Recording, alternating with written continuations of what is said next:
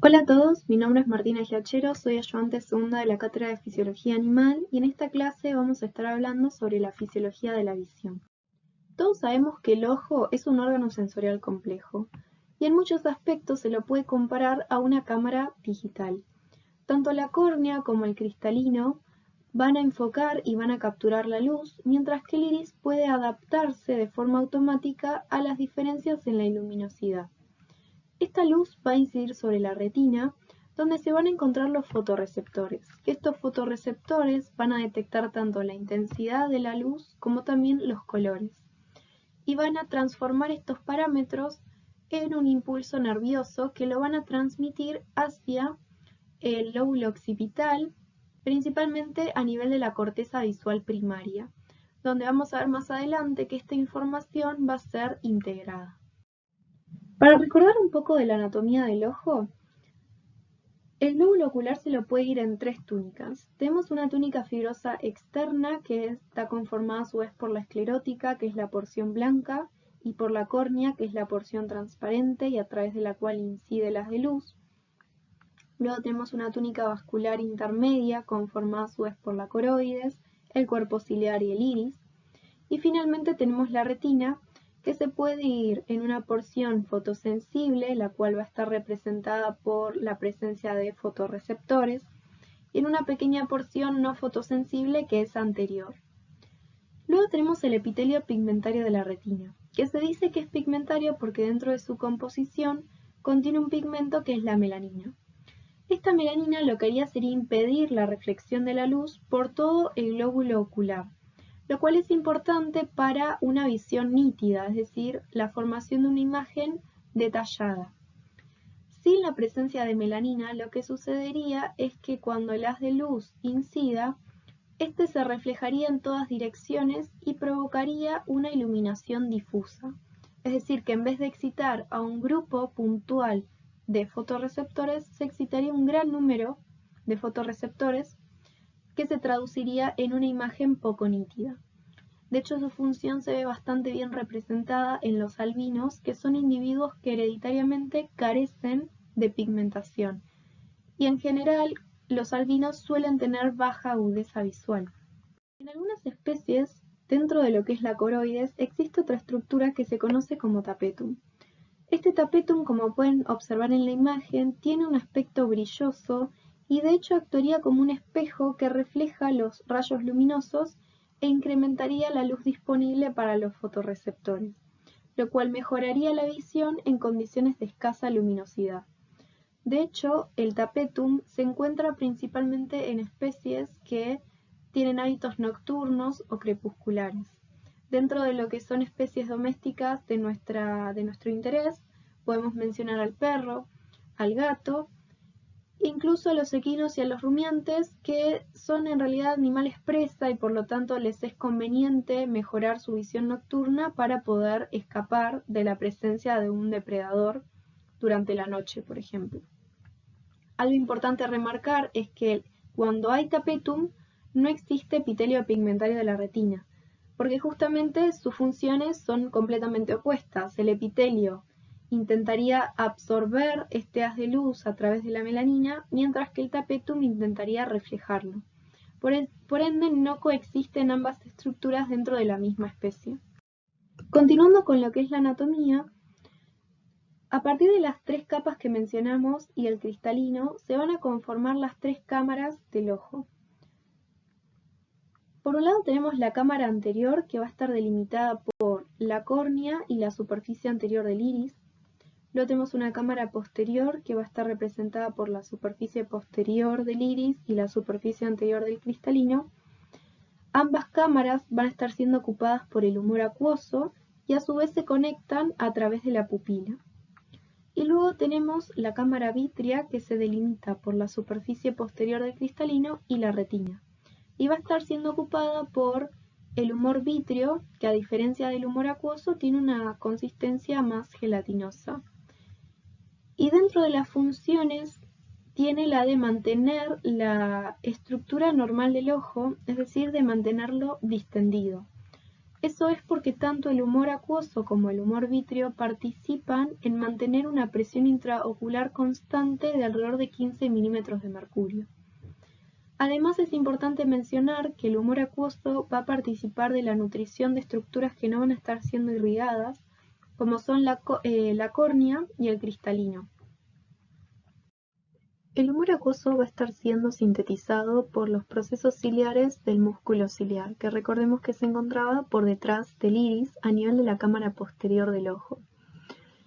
Esta síntesis es básicamente una secreción activa del epitelio, dado que depende del transporte activo de iones de sodio, cloro y bicarbonato hacia la luz de la cámara posterior. Estos iones, por ósmosis, van a arrastrar agua y van a conformar lo que se conoce como el humor acuoso.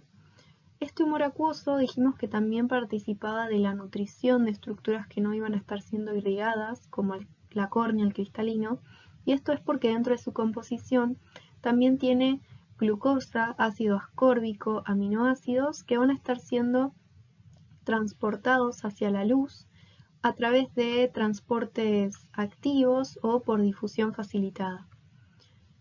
El humor acuoso, una vez que se sintetiza, va a atravesar la pupila y va a llegar hacia la cámara anterior. Y ahora vamos a ver cómo de la cámara anterior va a ser reabsorbido.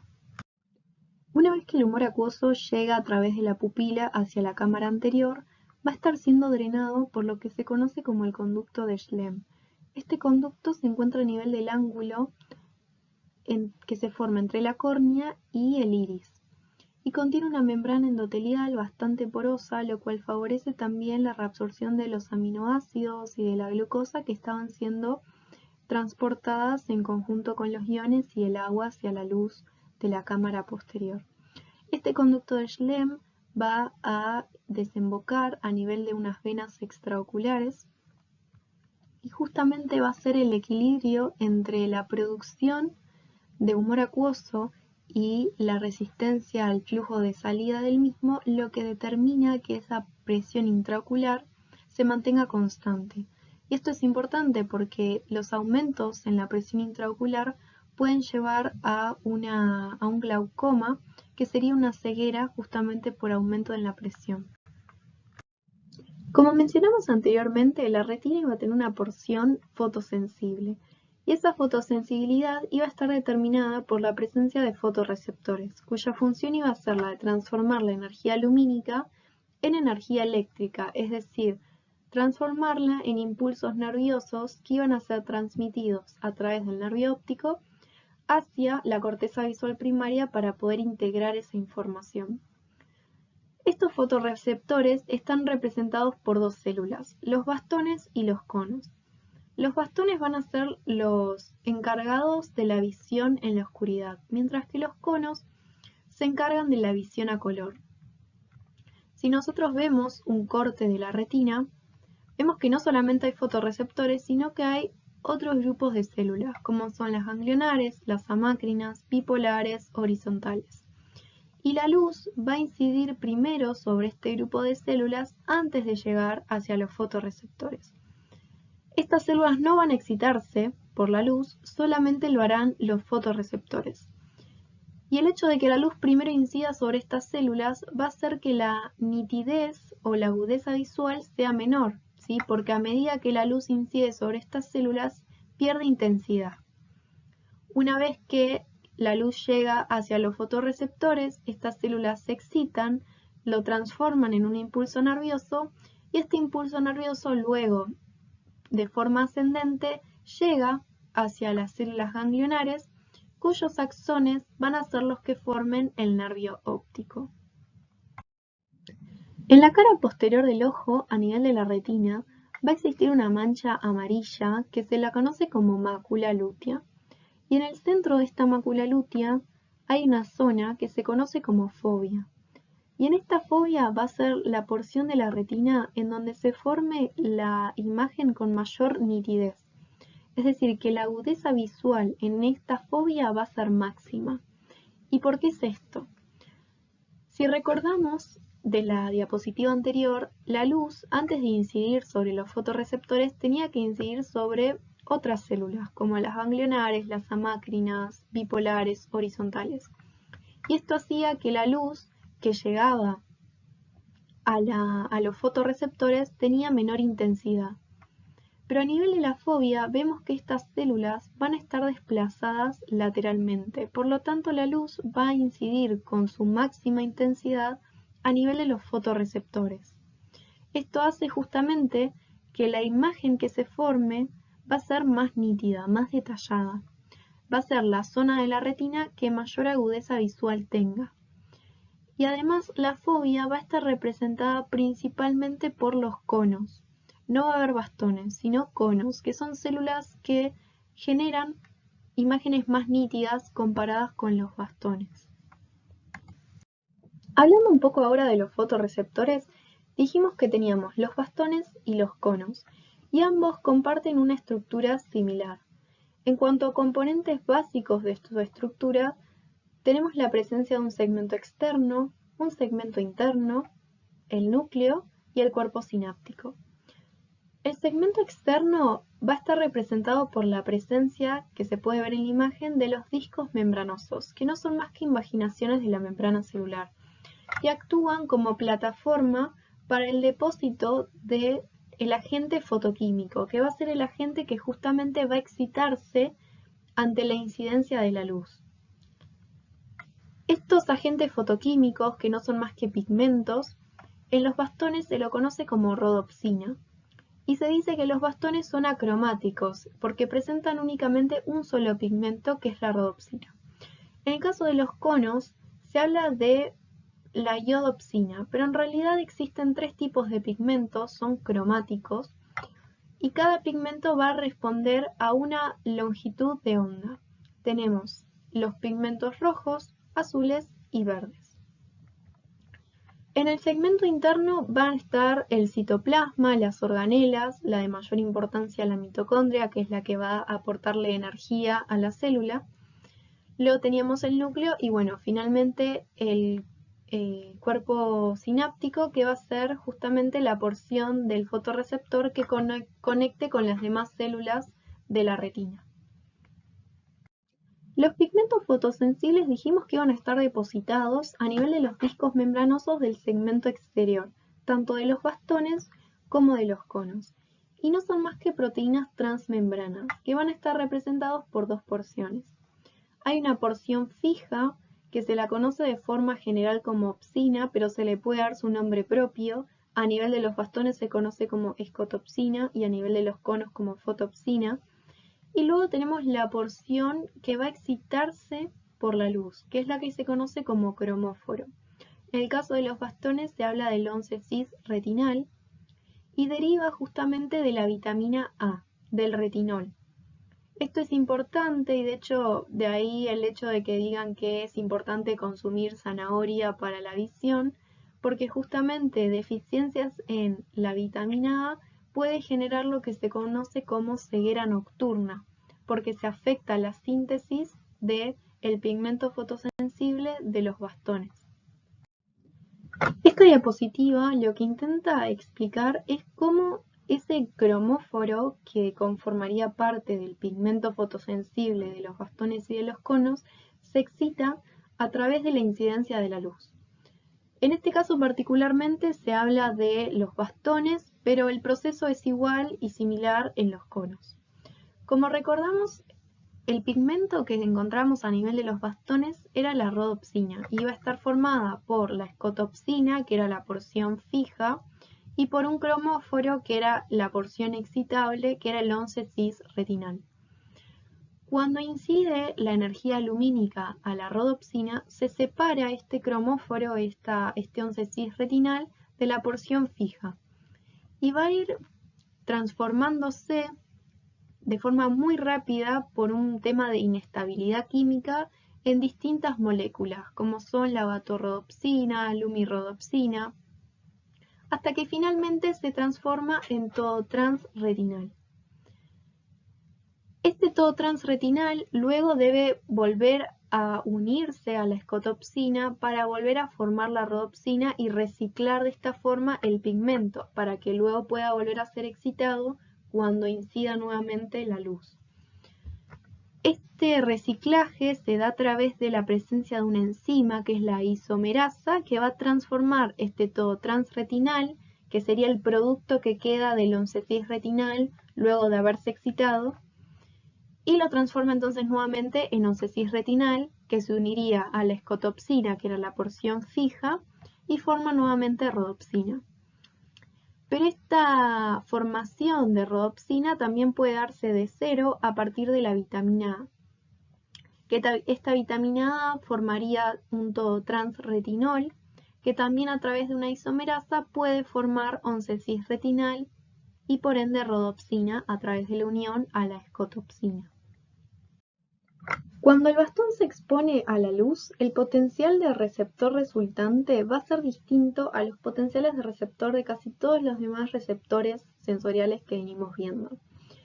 La excitación del bastón, a diferencia de lo que nosotros pensaríamos, va a producir un estado de hiperpolarización. Esto es porque normalmente el segmento interno, como vemos acá, va a estar expulsando, digamos, hacia el líquido extracelular, bombeando iones de potasio. Y crea en el interior un potencial negativo, porque está perdiendo cargas positivas. Pero en el segmento externo, en una situación de oscuridad, el bastón va a ser permeable a los iones de sodio, por la presencia de unos canales que van a ser dependientes del GMP cíclico, y por ende el ingreso de sodio, es decir, de cargas positivas, van a neutralizar gran parte de esa negatividad, lo que genera un potencial de membrana en reposo de menos 40 milivoltios y en un estado de despolarización. Pero cuando el bastón se excita por la degradación de la rodopsina ante la exposición a la luz, esta conductancia al sodio va a disminuir, por lo tanto vamos a tener bombeo de iones de potasio hacia el líquido extracelular, pero no esa electronegatividad que se genera en el interior de la célula no va a poder ser neutralizada por los iones de sodio. Por lo tanto, se genera un estado de hiperpolarización con un potencial de membrana en reposo de entre menos 70 a menos 80 milivoltios. Entonces, ¿qué va a estar sucediendo en ese bastón en una situación de oscuridad y en una situación de luminosidad?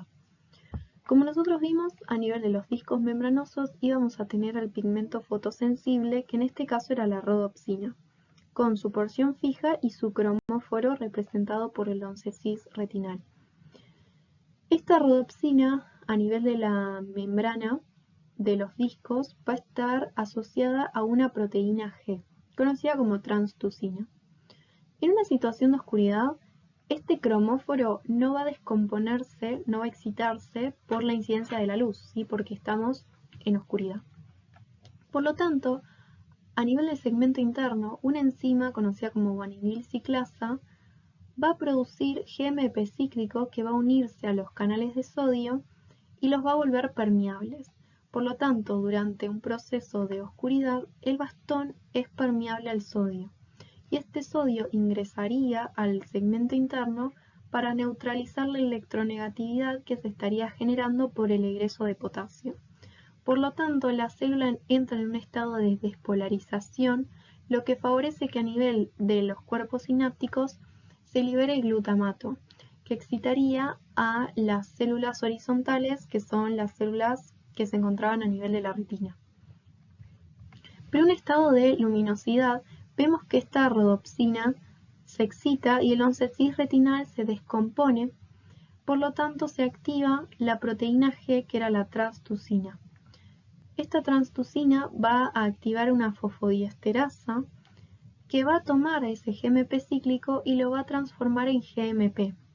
La ausencia del GMP cíclico disminuye a nivel del segmento interno de los bastones la permeabilidad al sodio. Por lo tanto, la electronegatividad que se está generando por el egreso de potasio no puede ser neutralizado y la célula entra en un estado de hiperpolarización. Esta hiperpolarización hace que disminuya la liberación de glutamato por el cuerpo sináptico. Recordemos además que luego ese once cis retinal puede ser reconvertido y unido a una escotopsina para formar nuevamente rodopsina para poder volver a ser excitada ante la incidencia de la luz. A nivel de las neuronas que conforman la retina, la información se va a transmitir por medio de una conducción electrotónica, es decir, no se forman potenciales de acción.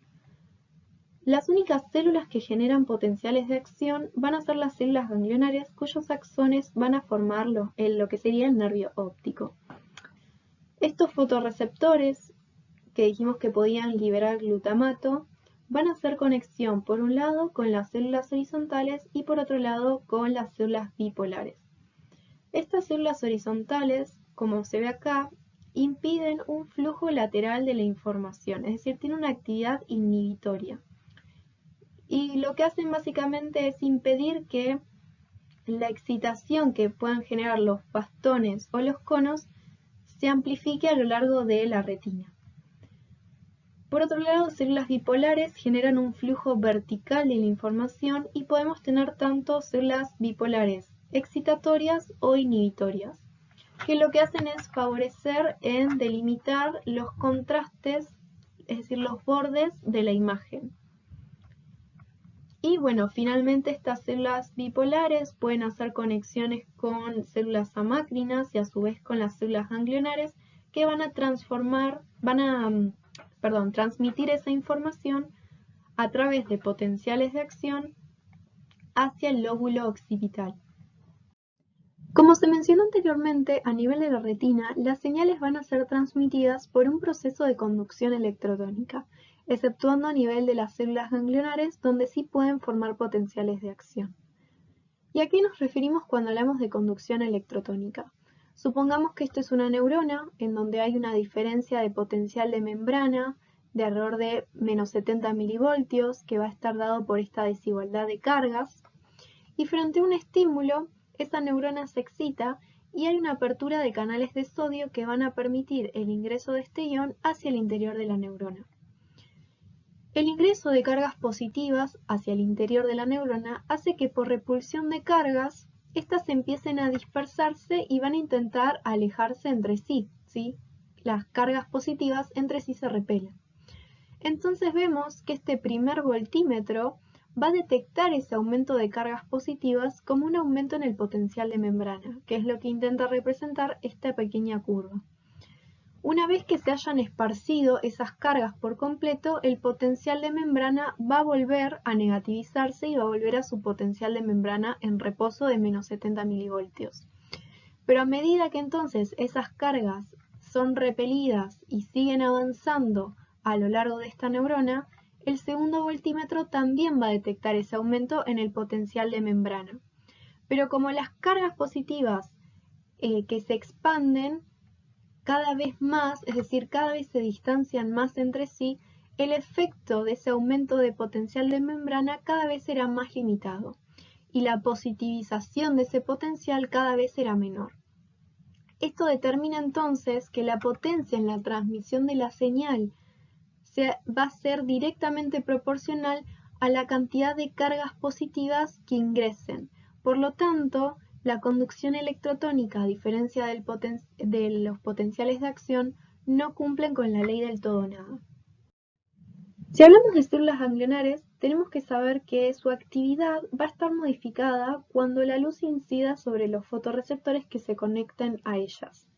Todas las células del sistema visual tienen lo que se conoce como un campo receptor, cuyo tamaño, estructura y localización puede ser variable. El campo receptor se puede definir como un área del campo visual en la cual el estímulo visual afectaría la actividad de esa célula. Y en el caso de las células ganglionares, estos campos receptores son circulares. Y tiene una particularidad en donde la estimulación del centro de ese campo visual tendría un efecto contrario a la estimulación de la periferia. Y de esto se deriva que existen dos células ganglionares, la centro-on y la centro-off. La centro-on se las conoce así porque cuando se estimula el centro del campo receptor de esta célula ganglionar, tendría un efecto excitatorio sobre la célula ganglionar, mientras que si se estimula la periferia, el efecto sobre la célula ganglionar sería inhibitorio. Y contrario sucede en las células centro-off. El estímulo de la zona central del campo receptor produce un efecto inhibitorio. Esta estructura del campo receptor recibe el nombre de lo que se conoce como antagonismo centro-periferia y es adecuada para codificar la frecuencia espacial de las variaciones de contraste de la luz en el campo visual, en las que se basaría justamente la percepción de las formas. Permite, digamos, delimitar la forma y la periferia de ese objeto que se está observando. Una vez que los impulsos nerviosos abandonan la retina a través del nervio óptico, llegan a lo que se conoce como el quiasma óptico, en donde se da la decusación de las fibras. Con esto me refiero a que las fibras provenientes de la mitad nasal de un ojo se cruzan hacia el otro lado y se unen a las fibras provenientes de la mitad temporal del ojo contrario. Forman entonces lo que se conocen como las cintillas ópticas.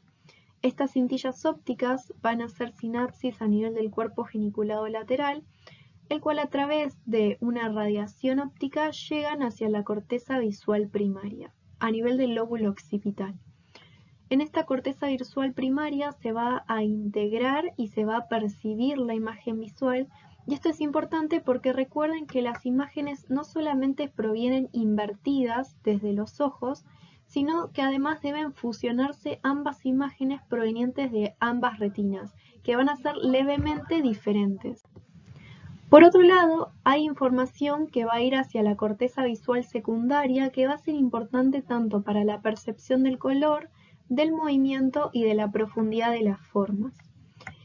Luego vamos a ver que van a haber fibras visuales que van a dirigirse hacia zonas más antiguas del encéfalo, que van a estar en relación al núcleo supraquiasmático del hipotálamo para controlar lo que sería el ritmo circadiano, hacia los núcleos pretectales para desencadenar movimientos de reflejos de los ojos, sea para enfocar objetos como también para activar el reflejo pupilar, que más adelante lo vamos a charlar, y también hacia el folículo superior para controlar tanto lo que sean los movimientos rápidos de los ojos y también a otros centros y regiones basales del tálamo y del encéfalo para controlar algunas funciones del comportamiento del organismo.